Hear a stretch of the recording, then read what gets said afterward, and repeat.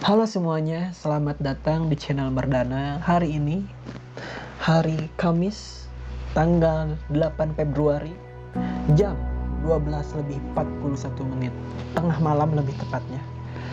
Hari yang membuat gue cukup sedih dan membagongkan. Yang pertama-tama ya, HP gue harus diservis dengan harga kurang lebih 1 juta ya. Kena LCD, kena buat port charge-nya gitu kan. Ya akhirnya gue nggak jadi servis karena terlalu mahal ya. Hari ini kita akan baca-baca sebuah tweetan dari seorang, yaitu pengalaman mantan tentang duit yang paling membagongkan dari Banana Poster. Data gue dipakai buat pinjol, hari-hari pinjol, lebih dari 4 aplikasi. Gak kebayang, akhirnya ortu gue bantuin bayar pinjolnya. Seumur hidup gak akan lupa sih ini. Ini buat kaum Z ya, buat kaum Z. Kalau misalnya buat gaya itu, pikirlah dulu. Kalau misalnya mau pinjol, pakai data sendiri, jangan pakai data orang lain, apalagi cewek lu. Cewek lu tuh kan cuma sebatas pacar, bukan orang tua. Apalagi kalau misalnya pacaran terus ditinggalin gitu kan. Carilah cowok yang agak modal. Gua kesian gitu kelihatnya. Apalagi buat cewek. Masih ada lanjutannya nih. Apalagi dari sama orang tua lagi kan, orang tuanya ngebantuin bayar. Kurang sedih gimana coba? Gue yang banyak juga sedih. Apa lu gak malu gitu cowoknya ya? Pernah disuruh ke rumah sama mantan pas SMP. Cinta monyet ya, cinta monyet. Dia belum pulang. Nah berarti si mantan ini belum pulang ya. Dan disuruh nunggu 1 jam. Dikasih makan gak mbak? Enggak, kasihan.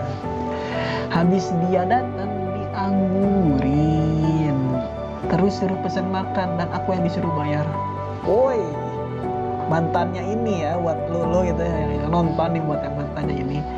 Lu kalau ada yang datang tuh ya setidaknya dijamu, kasih minum kek, kasih tawarin apa kek, bukan disuruh pesan makan. Dah gitu mentok-mentok disuruh bayar. Gak lucu apa? Gak lucu bang. Ya emang gak lucu. Pikirlah, kasihan, udah nunggu sejam disuruh pesan makan, bayar sendiri lagi. Ya mending di rumah kalau gitu, gak usah datang.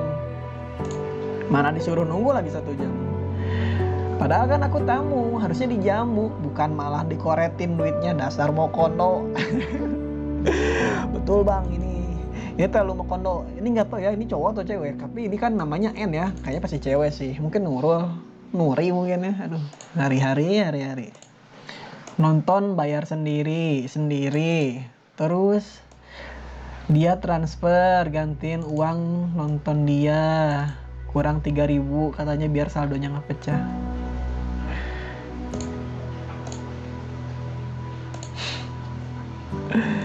Rp3.000 ya bang ya, 3.000. Aduh. Semakin sekarang tuh makin aneh ya, di zaman kaum Z ya. Udah malakin parkir gitu kan, terus disuruh gantiin gitu, harus bayar sendiri ya. Kalau sekali-sekali oke lah, cuman kalau keseringan itu cowoknya yang aneh gitu kan. Dari @ianhugen, pasti ini yang ngomong cowok ya. Bentar, ini pasti yang ngomong cowok nih. Gue apa namanya? Gue dubbingin dulu. Bentar. Siap semua, siap. Oke. Cewek sekarang mah nggak mau diajak hidup susah. Ya menurut lo aja, kalau dia seumur hidup udah hidup bisa bahagia nih ya, atau bahkan udah bisa dengan mandiri membahagiakan diri sendiri, ya buat apa turun kelas hidup susah bareng lo? Mending lo sendiri aja. Realistis bang. Oke. Untuk dari Ian Hugen, gue di sini sebagai cowok, gue sangat setuju dengan statement apa yang lo omongin. Gini ya. Pertama-tama, di sini kata kuncinya apa? Pertama, betul. Dia itu sudah mandiri. Ingat, mandiri secara, anggaplah dia sudah mandiri secara finansial, sudah bisa membeli sesuatu apa yang dia inginkan. Terus dengan bangsatnya si cowok ini, kau mau nggak bareng aku kalau misalnya aku lagi susah? Ingat, kalau misalnya susah ya, ingat cowoknya masih dalam tanda kutip susah gitu. Cuman kalau misalnya ini cowok gak punya apa-apa dari awal, terus ngedeketin si cewek ini, nyadar diri lah Sat. Makanya Nabi selalu bilang gitu kan, carilah seorang suami atau apapun yang setara,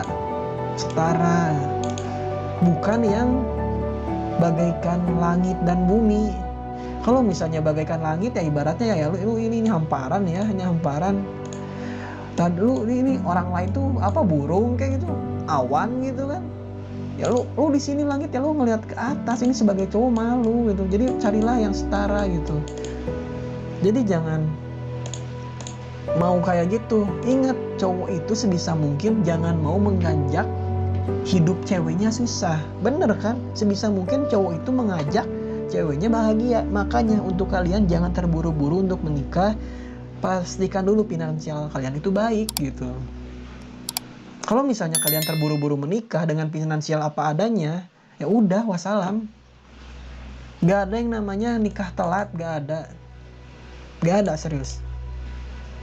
Yang ada kuatkan dulu finansial Anda kuat, udah kalian mau beli apapun udah bisa, mau tentang pendidikan atau tentang apapun itu ya udah gitu.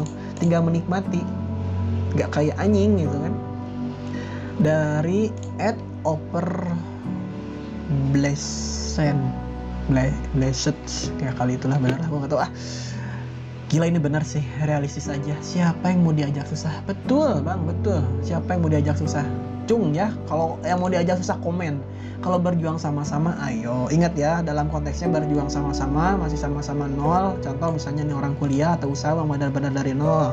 Ceweknya usaha, cowoknya usaha. Kalau enggak cowoknya usaha, ceweknya benar-benar mensupport gitu kan. Tapi semua tergantung usaha lo. Kalau lo kelemar kayak risol, ngapain gue pertahanin? Betul, gue setuju, benar. Serius, gue sangat setuju dengan apa yang lo omongin, Oper. Kemudian ada tanggapan lagi dari Cita. Prinsip gue, selagi gue yakin bisa menghandle and bagi waktu antara ngurusin rumah, ini berarti ini rumah tangga ya, udah menikah ya, atau lo suami ya, dan kerjaan apaan jadi yang lu ragu dan gak ngizinin. Percayalah, anak perempuan pun walaupun sudah menikah tetap ingin memberikan bisa uang.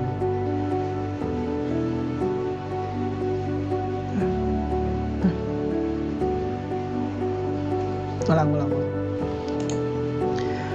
Prinsip gue, selagi gue yakin bisa ngehandle and bagi waktu antara ngurusin rumah, lu dan kerjaan, kenapa lu yang ragu dan gak ngizinin? Percayalah, anak perempuan pun, beda konteksnya ini anggaplah anak gitu ya, sudah menikah tetap ingin memberikan uang bulanan hasil ia kerja sendiri ke orang tuanya. Betul. Kadang ada yang emang cewek itu sebisa mungkin memberikan uang kepada orang tuanya, pasti itu pasti ya, karena ingin menghasilkan gitu, gak menunggu dari uang suaminya seperti itu.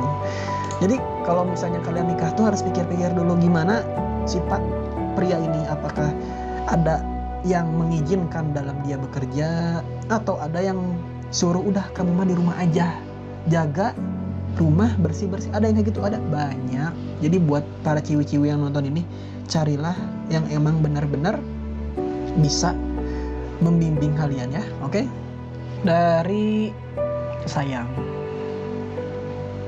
aku benci kamu. Oh bentar, belum dipakai ini. Aku benci kamu. Pakai caps lock, U-nya 3. Aku minta maaf. Jadi ini orang, kita lihat pertama-tama ini orang udah pacaran berapa tahun? Kita nggak tahu, kita cek selanjutnya ya. Ini orang udah pacaran 5 tahun, ditinggal nikah tanpa kata udahan kak, dari hubungan 5 tahun. Lu bayangin 5 tahun tanpa ada kejelasan, ya kejelasannya ya pacaran ya mungkin kita sebutnya, tapi tidak menikah dan langsung ditinggal nikah tanpa bilang apa-apa.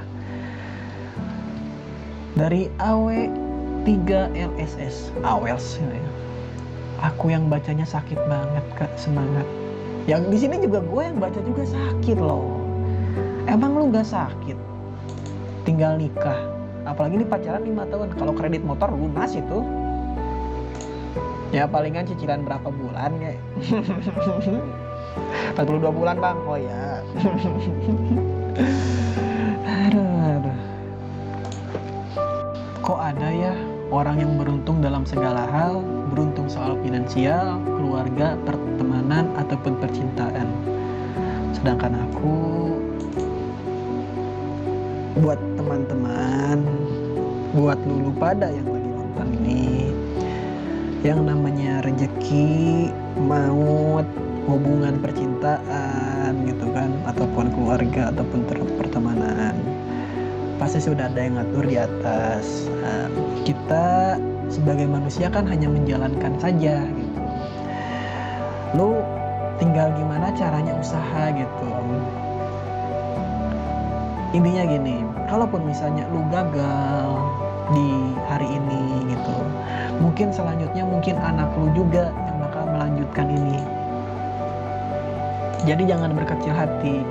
Kali aja emang lu gagal di lu ya, gagal di lu, tapi setidaknya mungkin satu saat anak lu lah yang bakal sukses.